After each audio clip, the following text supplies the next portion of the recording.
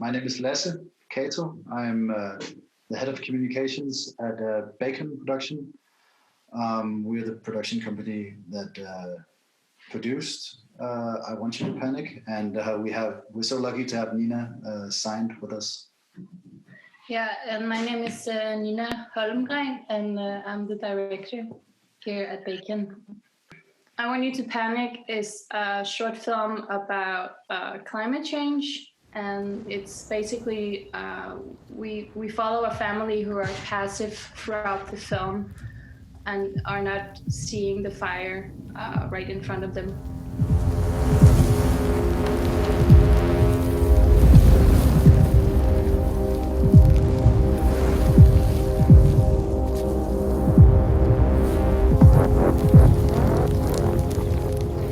Yes, 259 days and 10 hours away from now.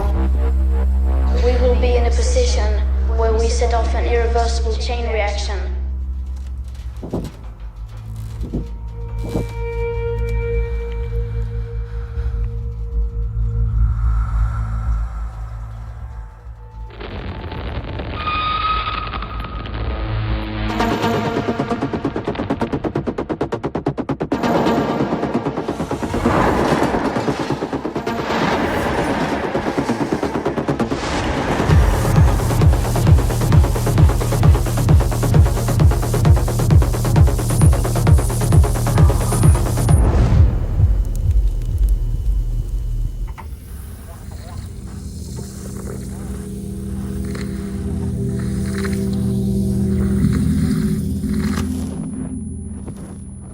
What is at stake is no longer just the planet, is no longer just the environment. What's at stake right now is the existence of my generation.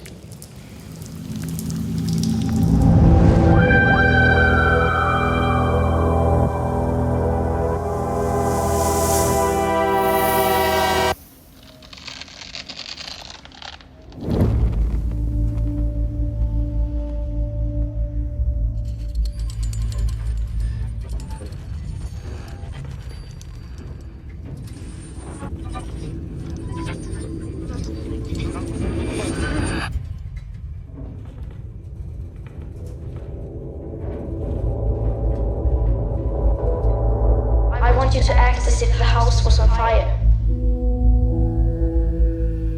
I want you to panic.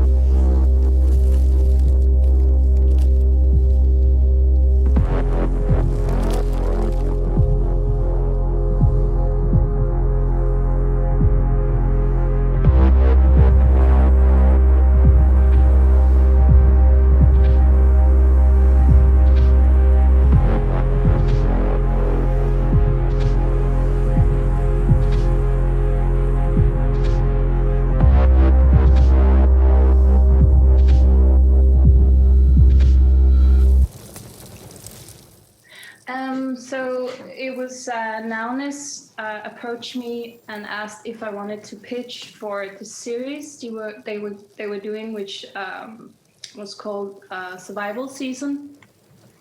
And they asked if I wanted to do a film about Greta Thunberg, the Swedish climate activist, and also said that I had to sort of pick out one of the four elements, and then I immediately was drawn to choose fire. And then I thought a lot about the idea and how to involve Greta Thunberg in the film. And at first I was sort of, I thought that there were a lot of focus on her, and which obviously makes sense because she's sort of, one of the activists who are trying to put climate change on the agenda. But I sort of got the idea that it would be interesting to do the film in another way, because you're sort of getting used to seeing these images, you know, like ice are melting and all of the things that are happening and the fires, but you're sort of never really looking at humans, sort of what are our own role in this. So I started to develop the idea that I wanted to make a film that was observation on passivity. I pitched my concept to Nowness, and at first they were sort of expecting something a bit different, because they were more aiming to do this short documentary with Greta Thunberg, and then I, you know, wrote a pitch and a film that was much more like a piece of fiction, and you know, she was still in it, and it was, the film, you know, is inspired by her speeches and all of the youth climate activists who are sort of trying to awakening the world, who I sort of, you know, they were the inspiration for the film. And there are also two climate activists starring in the film. So I think at first they were a bit surprised, because it wasn't really how they imagined my pitch to be. But I was so, you know, I was so interested in doing an idea where you sort of look at humans instead of the more classical storytelling where you see ice melting and all of the disasters happening, because it's kind of like because you're used to seeing all these images, it kind of gets a little bit like normal to see those. So at first I think they were not completely they were not completely convinced. Yeah, they were not completely convinced at the beginning. But I mean, it's very obviously it's a hard process always to assess pitches. I mean, I think anybody who gets a lot of pitches can attest to that. So it's not the easiest thing to kind of visualize what the final product will be when you get a slideshow or a pitch deck, or someone just tells you that this is going to be amazing. I mean, everybody sets off with the idea of them doing something that is as great as I Want You to Panic eventually was, but it can be very hard to figure out, oh, well, what is this essentially going to end up as? Yeah, and I think also because I took it like into like this very conceptual road, like you know, it was I remember I wrote like in my vision in the treatment that I wrote, like this could also be, you know, shown at an art gallery. You know, it needed to have that sort of quality, and that sort of a more fictional world to it. I was very fortunate that I then, you know, took the idea to Bacon and presented this concept, and you know, really tried to convince them to sort of back up the project so that I could still be able to do it. And then when I've done the project, I could eventually show Nowness what I've made, and they could have the decision if it was something they still wanted to be part of their bigger climate change series. Yeah, I mean, but just in general for this sort of thing, in Bacon, we do a lot of different films. We do obviously ads, and we do short films, and we do charity projects, and we always try to do actually quite a few of these passion projects, and also from fairly new, not as experienced talent, which you were at the time. But in that you also have this process of assessing, okay, well, what are the projects that we're going to back because it's quite time consuming and obviously also training for on the budget part of it. But I think with this project, it's one of the important lessons from this is that if you're a young director and you're asked by a big media platform to do a documentary on Greta Thunberg, I think the vast majority of talent would say, all right, I guess I'm doing a documentary about Greta Thunberg. But in this case, Nina didn't start at starchy guns, as she said. She had a very clear idea of what she wanted to do.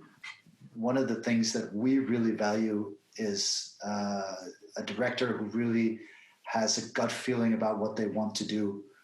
So they're not going. Then we know that they're not going to compromise. They're not going to wobble when you have to take these critical decisions, which are going to come at some point in this project. And I mean, one part is putting our name on a film, another part is just getting a lot of talented and great creative people to help, because it's not a big budget project, so there's not a lot of money, so you really need a passionate crew to help. Yeah, right? Yeah, for sure. Yeah, it's super important. Yeah, and we were really lucky that we got such a great team to help create it and bring it to life. After Bacon was sort of in on it to help it, to produce it and bring it to life, we sort of looked around and started to gather a team. I've talked in advance. I talked with the DP, Jakob Møller, while I was writing it, and because I really wanted to work with him, and I sort of reached out and was like, hey, I have this project and tons of fire and smoke, and like really trying to sell it to him, like there isn't so much money, but it's for a good cause. I mean, essentially that's really all you need, right? Just tons of fire. Yeah. No, but he was super cool, and immediately he was like, yeah, I really want to make it happen, and we just need to, figure out schedules and all that practical stuff. So, we had a pretty good start. We had a director, we had a producer, and a DP.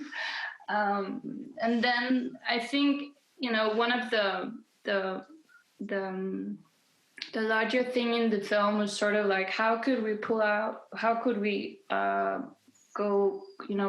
make, the fire thing happen and the smoke but we wanted it to do it like in camera, because we wanted it to look as real as possible. And also we didn't have the budget to do it afterwards. And we didn't have the time either, because we were on a pretty intense deadline as well. So we met up with some really great SFX people, and they were happy to be part of it, and they did some tests for me, with the smoke, and just filmed it with like their iPhone and sent it to us, and also with the fire, how would it look with the flowers, how would it look with the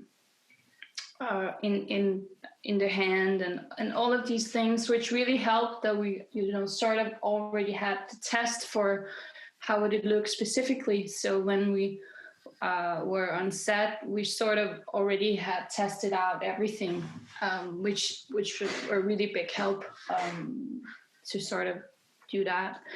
And I think it was we were able to do it because we did so many of the things actually in camera, and then there were some small VFX touch-up stuff that Bacon X did for us afterwards. We shot this film in one day. We had I think it was around I can't remember if it was 10 hours or 12 hours shooting day at the time. I think we had like 10 hours. We didn't have any assistant director, to sort of make the schedule with timings and all of that. So I sort of took that hat on also during the shoot, and I sort of, at some point the production manager like tapped my shoulder and she was like, you guys are like running 2 hours late. And I was like, oh yeah, that's me. I'm also the assistant director too. You're also in charge of the schedule. Yeah, that's what you always want, the director to be in charge of the schedule. That's great.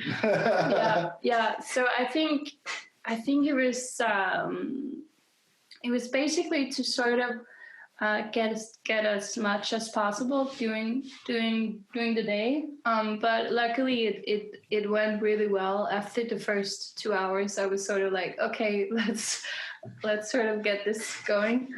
And yeah, it was a intense day, but everyone just really were incredible during the day. So we made stuff happen. And also we had like such a great location, which really made a lot of the things much more easier.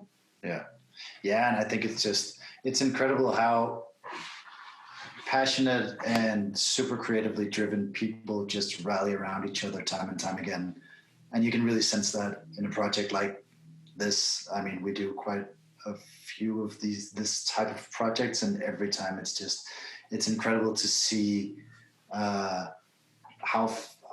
how much people are willing to put in when it comes to these charitable projects, essentially.